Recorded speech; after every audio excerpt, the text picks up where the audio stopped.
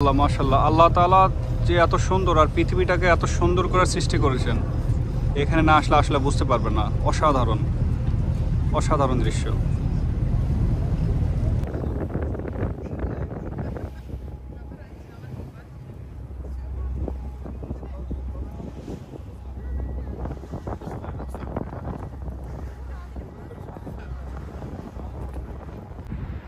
Hello, আসসালামু আলাইকুম। সমুদ্র ট্রাভেলার চ্যানেলের পক্ষ থেকে আপনাদের সবাইকে স্বাগতম।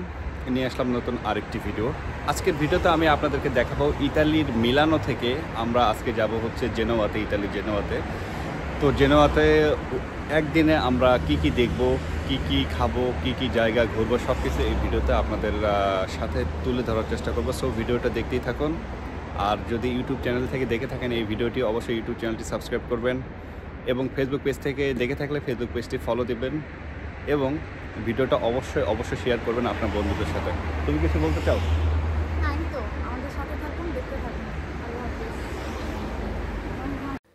তো আমরা এখন আছি মূলত হচ্ছে মিলান সেন্ট্রালে। আমাদেরকে যে কাজটি করতে হবে, মেট্রো ট্রেনে চড়ে যাওয়ার জন্য আমাদেরকে টিকিট কাটতে হবে। তো আমরা যাব হচ্ছে মিলান সেন্ট্রাল থেকে সান ডোনাটো নামে হচ্ছে একটা স্টেশনে। সো ওই স্টেশনে যাওয়ার জন্য আমরা প্রথমে এই যে টিকিট কেটে নেই। আমাদের সাথে 3 জন ছিল, আমি ছিলাম, আমার ওয়াইফ ছিল এবং একটা ছোটো ভাই আরিফিল ছিল। সো আমরা 3 জন মিলে যাচ্ছি হচ্ছে ইতালির জেনোয়াতে। তো সান ডোনাটো স্টেশনে যাওয়ার পর সেখান থেকে 2-3 মিনিট হাঁটতে হবে। হাঁটার পরেই হচ্ছে আমরা মূলত বাস স্টেশনটা পাবো। সো বাসে করে আমরা যাব মূলত হচ্ছে ইতালির জেনোয়াতে। তো আমরা মূলত যে বাসে করে যাব সেটা হচ্ছে ফ্লিক্স বাস। তো আপনারা যারা সাধারণত ইতালিতে আছেন কিংবা অন্য কান্ট্রি থেকে ইতালি যারা ট্যুর করতেছেন, ইতালির এক জায়গা থেকে অন্য জায়গায় যদি যেতে চান তাহলে ফ্লিক্স বাসটা ব্যবহার করতে পারেন আপনারা। বের হতে হবে, থেকে বের হয়ে আমরা জাস্ট বাসে চড়বো। এই তো আমরা বাস স্টপেজে চলে আসলাম, বাস স্ট্যান্ড। এটা হচ্ছে আমাদের বাস স্ট্যান্ড। এই যে এই ফ্লিক্স বাসে করে আমরা এই ইতালির মিলান থেকে জেনোয়াতে যাব। বাসে এখন আমরা উঠবো। তো বাসের সিটটা খুঁজে পেলাম, বুঝে পেলাম। তো এখন আমরা এই বাসে চড়ে ইনশাআল্লাহ সব কিছু যদি ঠিকঠাক থাকে 1.5 থেকে 2 ঘন্টার ভিতরে ইতালি জেনোয়াতে পৌঁছে যাবো। আমি একটু মার্কেটও করে ফেলছি, এখানে অনেক বাঙালি দোকান রাস্তার উপরে, দরদাম করে আমি জিনিস নিয়েছি। আমি যখন মূলত জেনোয়া যাওয়ার সিদ্ধান্তটা নিই আপনার ইতালির মিলানে গিয়ে, তখন অনেক ভাই ব্রাদার বলেছিল যে আসলে ইতালির জেনোয়াতে তেমন দেখার কিছু নেই। বাট বিশ্বাস করেন, আমি একটু টায়ার্ড ছিলাম, বাসে ওঠার পরেই আমি ঘুমে যাই। বাট যখন ঘুম থেকে উঠলাম, উঠে যখন এই দৃশ্যটা দেখলাম, এই যে পাহাড়ের দৃশ্য প্লাস হচ্ছে এই গাছগাছালির দৃশ্য, মানে আনবিলিভেবল। আমার কাছে এতটা ভালো লাগছে যে ভাই আমি কোথায় ছিলাম আর কোথায় আসলাম, একটা জান্নাতে আসলাম, মানে এতটা সুন্দর। অনেক সুন্দর একটা সিটি জেনোয়াতে চলে আসলাম। ফ্লিক্স বাসে আমাদের সময় লেগেছে প্রায় 2 ঘন্টার মতো মিলান থেকে। দেখেন আশেপাশে এটা ভিউ কত সুন্দর, মাশাআল্লাহ, আলহামদুলিল্লাহ।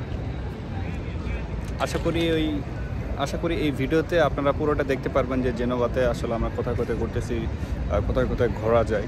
ওকে, আরও বাংলাদেশি খাবার ট্রাই করব। এই হোটেলে আমরা থাকবো হচ্ছে 24 ঘন্টা, আগামী একদিন। সো আপনাদেরকে একটু পরে দেখাবো যে রুমটা কেমন। আমি আপনাদেরকে দেখাই যে আমাদের যে রুমটা আমরা ইতালির জেনোয়াতে ভাড়া নিয়েছিলাম একদিনের জন্য। চলেন।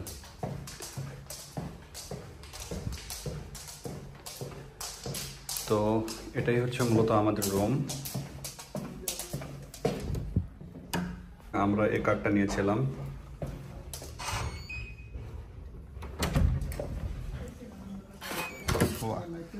আমরা এখানে কার্ডটা দিয়ে দিই।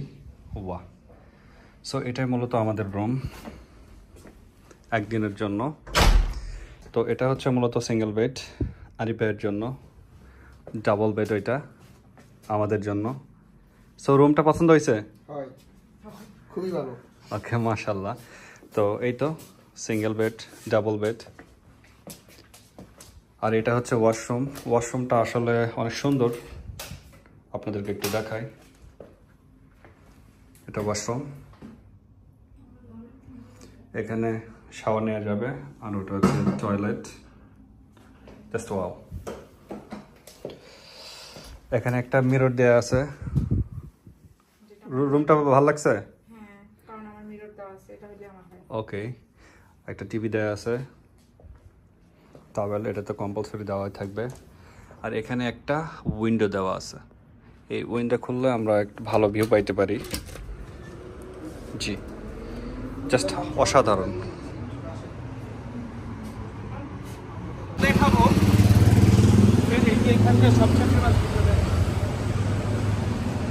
তো হোটেল থেকে আমরা বের হইলাম। হোটেল থেকে বের হওয়ার পরে এখন আমরা এই জেনোভা শহরটা ঘুরব। এবং এই ঘোরার পিছনে যেহেতু আমরা এখানে নতুন, আর এটা যেহেতু একটা ট্যুরিস্ট প্লেস, তো এই জেনোভা শহরটা আমাদেরকে ঘুরে দেখানোর জন্য আমাদেরকে হেল্প করবে দিদার ভাই। তার সাথে একটু পরে আমি ইন্ট্রোডিউস করাবো আপনাকে। উনি জেনোভারই বাসিন্দা, যদিও উনি বাংলাদেশি, উনি এখানেই থাকেন, সো উনি আমাদেরকে হেল্প করবেন। এটা হচ্ছে আমাদের সেই দিদের ভাই, উনি আমাদেরকে আজকে জেনোভা সিটি ঘোরানোর জন্য হেল্প করবে। তো ভাই, আমরা এখন কোথায় যাচ্ছি? আমরা হচ্ছে পিয়াসা প্রিন্সিপে যাচ্ছি। আচ্ছা, এটা কি আসলে, কেন ওখানে যাচ্ছি আমরা? এটা হচ্ছে মূলত জেনোভার একটা মেন টুরিস্ট পয়েন্ট। এখানেই সমস্ত টুরিস্টরা এসে ঘুরে। এটার ভিউটা অনেক সুন্দর। আচ্ছা। এবং খুব বেশি সুন্দর বলতে কিছু না, কিন্তু এটা হচ্ছে সবচেয়ে পুরান আদি ভবন এখানে আছে। আচ্ছা আচ্ছা। আর হচ্ছে একটু দেখতে অন্যরকম, গেলে দেখাবো ইনশাল্লাহ। চলেন সবাইকে দেখাবো। Let's go. আমরা এই তো একটু হাঁটতেছি। আপনি যদি জেনোভাতে এসে হাঁটতে না পারেন তাহলে জেনোভাতে আইসেন না, কারণ এই যে গলির ভিতর দিয়ে আপনাকে হাঁটতে হবে, ছোট ছোট সরু গলি। এই গলিগুলোর ভিতর দিয়ে হেঁটে আপনাকে আপনার ডেস্টিনেশনগুলোতে যেতে হবে, যেগুলো সাধারণত ট্যুরিস্ট স্পট। এই আর কি, ভালোই, মোটামুটি সুন্দর, বাট অনেক পুরাতন একটা শহর। এই রাস্তা দিয়ে যখন হাঁটতেছিলাম তখন রাস্তার দুপাশে অনেক সুন্দর ছোট ছোট দোকানগুলো দেখতে পারতেছিলাম। তো এখানে অনেক কিছুই পাওয়া যায়।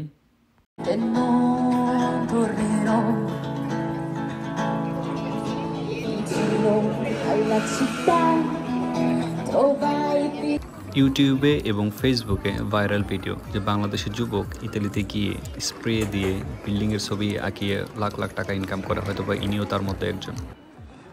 এটি হচ্ছে পিয়াজ্জা প্রিন্সিপার একটি অংশ।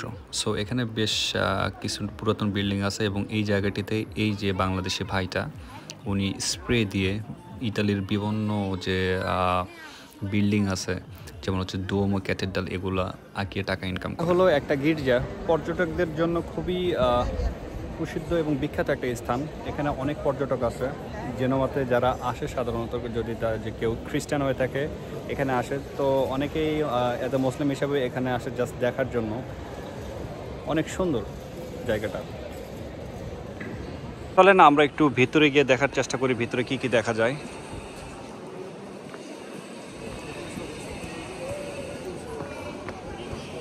এইটা গেট, এটা সব সময় খোলা রাখে না, বাট আপনি যদি লাকি এনাফ হন হয়তো বা এখানে আসতে পারবেন।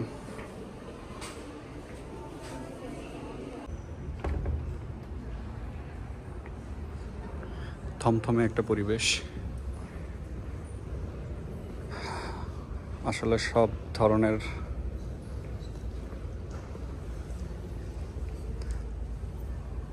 রিলিজিয়নকে আপনার রেসপেক্ট করতে হবে। অনেক সুন্দর একটা জায়গা।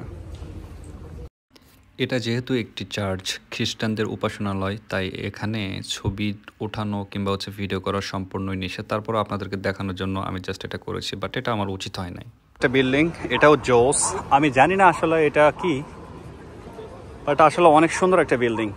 সো চলেন ভিতরে গিয়ে দেখানো যাক এটা আসলে কি। Just wow.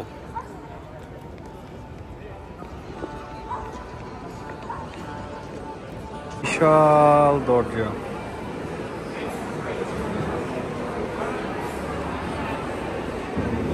প্রবেশ করলাম ভিতরে, অনেক মানুষজন এখানে, অনেক পর্যটক।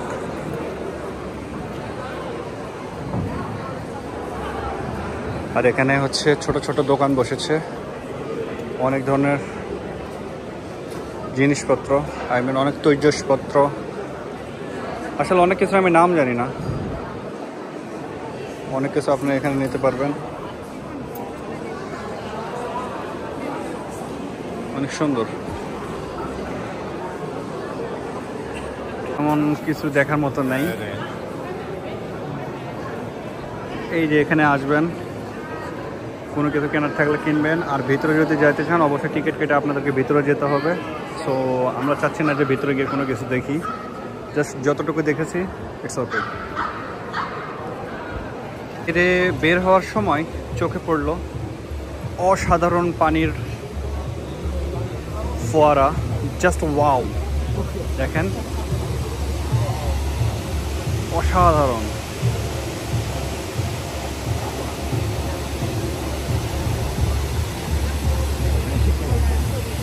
জাস্ট অসাধারণ। সাথে আছে বিল্ডিং, এখানে পানির ফোয়ারা।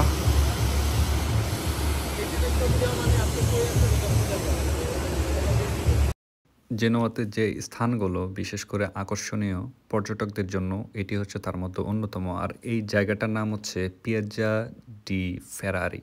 সো আপনারা যারা জেনোয়াতে আসবেন এই জায়গায় আসতে বলবেন না। মুহূর্তে এখন আমরা আসলাম পিয়াজ্জা প্রিন্সিপে। আপনারা অনেকেই হয়তো বা জানেন যে কলম্বাসের নাম, তাই না? ওই সেই কাঠের নৌকা দেখেন, ব্রিটিশ কলম্বাসের সেই কাঠের নৌকা। একটু পরে আমি আপনাদেরকে দেখাবো আর কি। পিয়াজ্জা প্রিন্সিপে, ওয়াও, জোস জায়গা। ধরতে পারেন যে খুবই হিস্টোরিক্যাল একটা জায়গায় আছি। তো যেটা বলতেছিলাম সেটা হচ্ছে যে কলম্বাস সম্পর্কে অনেকেই জানেন, আর সেটা হচ্ছে যে কলম্বাস খুবই ভ্রমণ পিপাসু একজন মানুষ ছিল। তো উনি এই নৌকাটা নিয়ে উনি বের হন, এই কাঠের নৌকাটা নিয়ে, যেটা আপনারা দেখতে পাচ্ছেন এখন, ঠিক আছে? এটা নিয়ে বের হইতে হইতে উনি একটা দ্বীপে চলে যান। তারপরে ওই দ্বীপটা যে দ্বীপটা আবিষ্কার করেন, এটাই হচ্ছে এখন বর্তমান সময়ের ইউএসএ। এই সেই কাঠের নৌকা। তো এই নৌকাটা নিয়ে অনেক মতানৈক্য আছে, যে ফ্রান্স বলে যে তাদের কাছে এই নৌকাটি আছে, আবার ইতালি বলে যে তাদের কাছে এই নৌকাটি আছে। এখন আমি সঠিক জানি না, আপনারা একটু ভিডিওর কমেন্ট বক্সে কমেন্ট করবেন আপনাদের কি মনে হয়।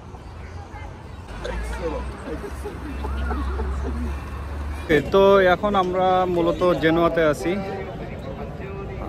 আমরা টিকিটও নিয়ে নিয়েছি। জেনোয়ার কিছু ছোট ছোট শহর আমরা নৌকাতে করে, বোটে করে দেখবো, তাই না ভাই? আচ্ছা, এই যে শহরগুলো আমরা ঘুরবো, এই শহরগুলোর নাম কি? ছোট ছোট, একটা হচ্ছে কর্নিলিয়ানো, আরেকটা হচ্ছে পেইলি, আরেকটা হচ্ছে আরাঞ্জানো। আচ্ছা আচ্ছা আচ্ছা, এই তিনটা শহর। আচ্ছা, এই তিনটা শহর আমরা বোটে করে দেখবো। আই হোপ আপনারা অনেকেই পছন্দ করবেন। জেনোয়াটা আসলে ওয়াও। ইতালি যত সিটি দেখতেছি আমি, ততই ইতালির প্রেমে পড়ে যাইতেছি। মিলানো একটা সৌন্দর্য, এটা একটা সুন্দর জেনোয়া। আই হোপ ভ্যানিস আরেক রকম সুন্দর। তো আপনারা যারা সাধারণত ইতালিতে আসতে চান, একটু সময় বেশি করে নিয়ে আসবেন, তাই না ভাই? তো তাহলে আপনারা এইভাবে দেখতে পারবেন। আসলে একদিন, 2 দিন, 3 দিন করে একটা সিটি আপনারা এক্সপ্লোর করতে পারবেন না। একটা শহরের সব কিছু যদি আপনি দেখতে চান, আপনাকে মিনিমাম 6 থেকে 7 দিন সময় লাগবে, নাকি ভাই? ওকে, তো আপনারা আমাদের মতো ভুল করবেন না, অবশ্যই যখন আসবেন হাতে একটু সময় বেশি নিয়ে আসবেন। তো আমি জেনোয়া যতটুকু দেখতেছি প্রায় 4-5 ঘন্টা হয়েছে। আসলে আমি এতটাই মুগ্ধ হচ্ছি।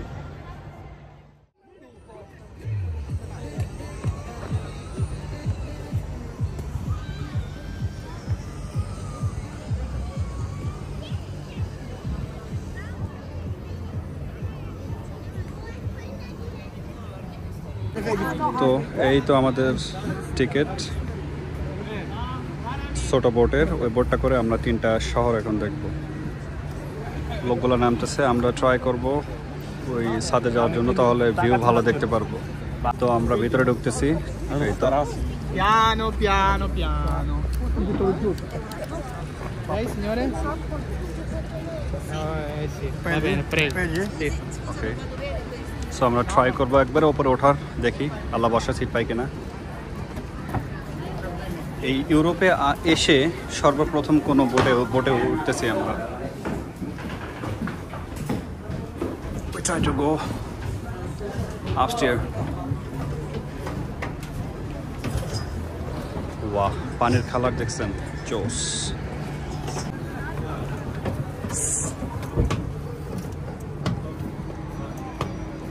ওয়াও, অনেক সুন্দর।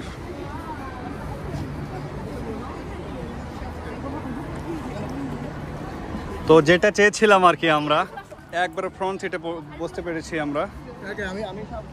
Just wow.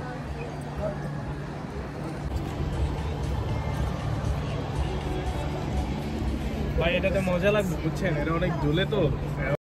আমাদের এটা শিপ বলেন আর স্পিড বোট বলেন, কোনো সমস্যা নেই, বাট এটা এই যে ঘাট থেকে এখন ছেড়ে দিল। এখন দেখার পালা যে আসলে যে নতুন 3টা শহর দেখতে যাচ্ছি আমরা বোটে করে, এটা কেমন সুন্দর দেখায়। বাট যতটুকু দেখতেছি ততই মুগ্ধ হচ্ছি, অনেক সুন্দর, আপনারা নিজেরাই দেখতে পাচ্ছেন। আর এটা হচ্ছে পরন্ত বিকেল, আর পরন্ত বিকেলের সৌন্দর্য মাইন্ড ব্লোয়িং, আলহামদুলিল্লাহ।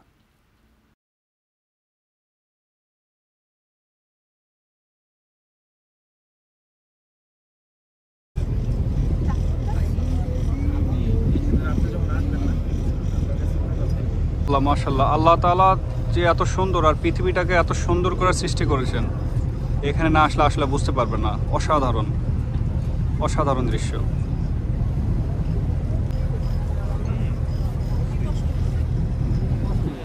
অসাধারণ, আমরা লেভেল জায়গায় কিছু বানাতে পারি না, কিন্তু বানালাইছি।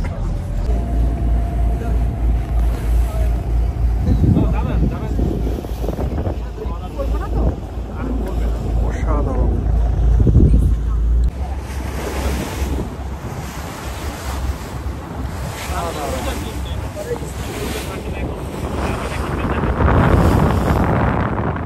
পিয়াজ্জা ডি প্রিন্সিপা, এখানে কিন্তু জাহাজ বানানোর কাজও করা হয়। অনেক বড় বড় জাহাজ কিন্তু এই ইতালির জেনোয়াতে বাংলাদেশি কারিগরের হাতে কিন্তু তৈরি হয়।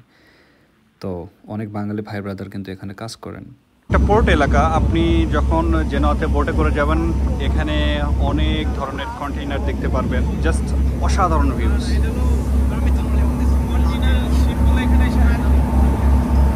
জাস্ট অসাধারণ।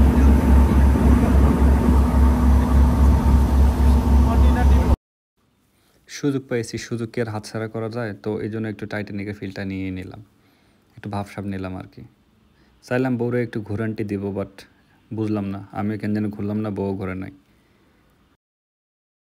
আর এটাই হচ্ছে পৃথিবীর একমাত্র ভাসমান এয়ারপোর্ট, যেটা ইতালির জেনোয়াতে অবস্থিত। দেখেন, এটা ভাসমান এই জন্য যে এটা সমুদ্রের তীরেই কিন্তু অবস্থিত। আবার ভাবেন না যে পানির উপরে অবস্থিত।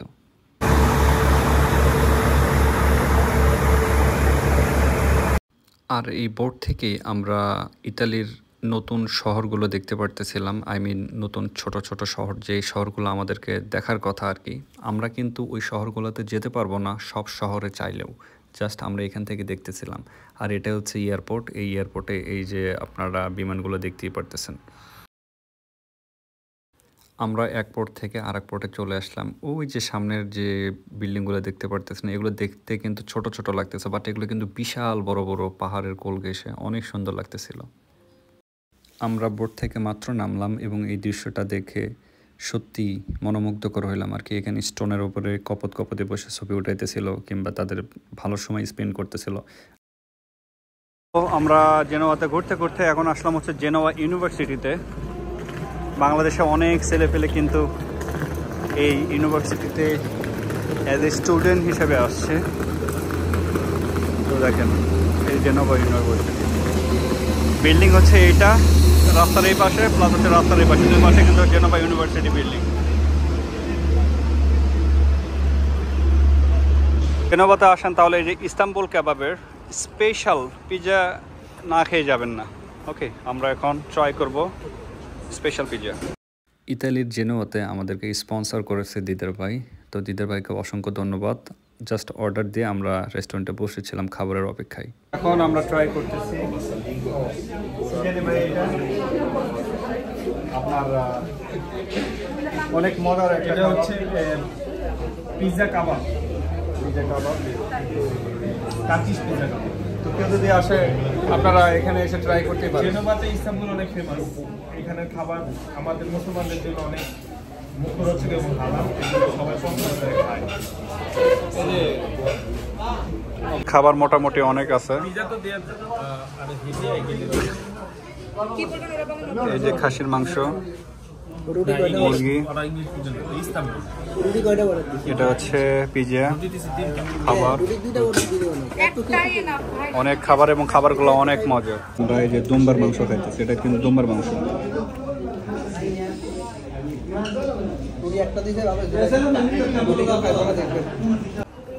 ইতালির জেনোয়াতে এটা আমাদের প্রথম সকাল। গতকাল আমরা ইতালির জেনোয়াতে আসি। প্রথম দিন আমরা জেনোয়ার অনেক কিছু দেখেছি দিদার ভাইয়ের হেল্প নিয়ে, তো থ্যাঙ্কস দিদার ভাইকে। অ্যান্ড দেন আমরা হচ্ছে পরের দিন সকালে ঘুম থেকে উঠে দিদার ভাইয়ের সাথেই মূলত হচ্ছে নাস্তা খেতে যাই। নাস্তা খেয়ে আমরা হচ্ছে একটু সকালের শহরটা একটু ঘুরে বেড়ে দেখি আর কি। আমাদের কাছে যেহেতু সময় ছিল হচ্ছে দুপুর 12টা পর্যন্ত, কারণ 12টায় আমাদের ট্রেন ছিল। ছমছম করা বেশ অনেক জায়গায় ঘুরিয়েছে। আসলে এই জায়গার নামগুলো এভাবে বলা আমি এটা বিশ্বাস করি যে আমাকে যদি বলা হয় এখানে যে ভাই আপনি একলা হাঁটেন, গলির ভিতর দিয়ে আমাদের হেঁটে হেঁটে ঘুরাইতেছিলেন যে এখানে এখানে ওইটা। আসলে এভাবে কখনোই মনে রাখা সম্ভব না, বাট তারপরেও অনেক ভালো লাগছে। আবারও দিদার ভাইকে ধন্যবাদ। ইতালির জেনোয়া থেকে আমরা চলে যাচ্ছি মিলানে। মিলান থেকে আমরা ডেনমার্কে চলে যাব। জেনোয়াটা অনেক সুন্দর, আপনারা যদি কেউ আসতে চান আসবেন। তো দেখা হচ্ছে নতুন কোনো ভিডিওতে। সে পর্যন্ত সবাই ভালো থাকবেন, সুস্থ থাকবেন। আর ভিডিওটা যদি ভালো লাগে অবশ্যই লাইক করুন, শেয়ার এবং চ্যানেলকে সাবস্ক্রাইব করতে ভুলবেন না। আসসালামু আলাইকুম। আমরা জেনোয়া থেকে ট্রেনে চড়ে মিলানে আসি এবং মিলানে থেকে বাসে করে আবার হচ্ছে বার্গামোতে যাই, বার্গামো এয়ারপোর্টে। সো বার্গামো এয়ারপোর্ট থেকে আমরা হচ্ছে প্লেনে চড়ে আবার ব্যাক করি হচ্ছে ডেনমার্কে। সো এই জার্নিটা আমাদের খুবই ভালো ছিল, আল্লাহর কাছে লক্ষ কোটি শুকরিয়া। সো আপনারা যদি কেউ ডেনমার্ক থেকে ইতালিতে যেতে চান, আশা করি আমাদের এই ভিডিওটা ফলো করে যেতে পারেন। আশা করি এই জায়গাগুলো দেখতে পারবেন। আসসালামু আলাইকুম।